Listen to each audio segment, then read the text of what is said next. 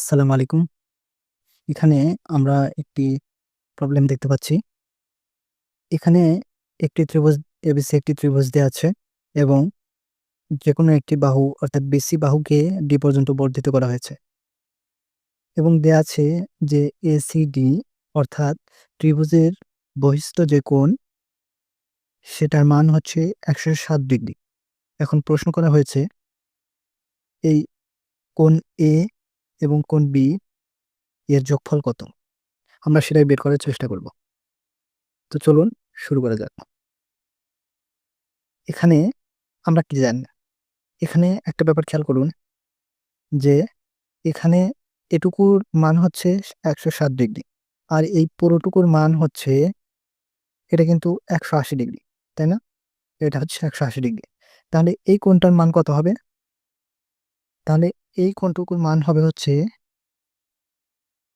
অর্থাৎ সি কোণের মান হবে কোণ সি এর মান হবে 180 ডিগ্রি মাইনাস 107 ডিগ্রি। তাই না?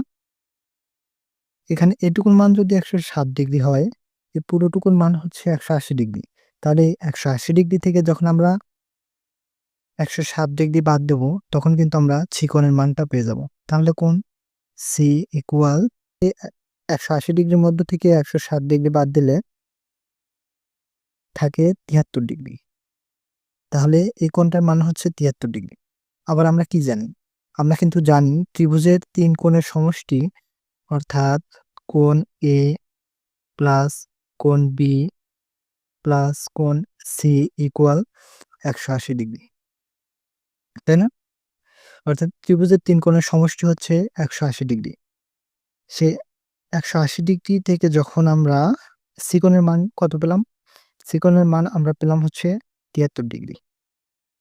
তাহলে কোণ এ প্লাস কোণ বি ইকুয়াল 180 ডিগ্রি মাইনাস সি কোণের সি ওই পাশে যাবে এবং বিয়োগ হয়ে যাবে এবং সি এর মান বসালে 73 ডিগ্রি। তাহলে কোণ বি এবং কোণ এ এর যোগফল হবে 180 মাইনাস 73 ডিগ্রি। যার মান হবে হচ্ছে 107 ডিগ্রি। এটাই হবে আমাদের আনসার। তাহলে আমরা কি দেখলাম? আমরা দেখলাম যে ত্রিভুজের 3 বাহুর মধ্যে যে কোনো একটি বাহুকে বর্ধিত করলে বহিঃস্থ যে কোণ উৎপন্ন হয় সেই কোণ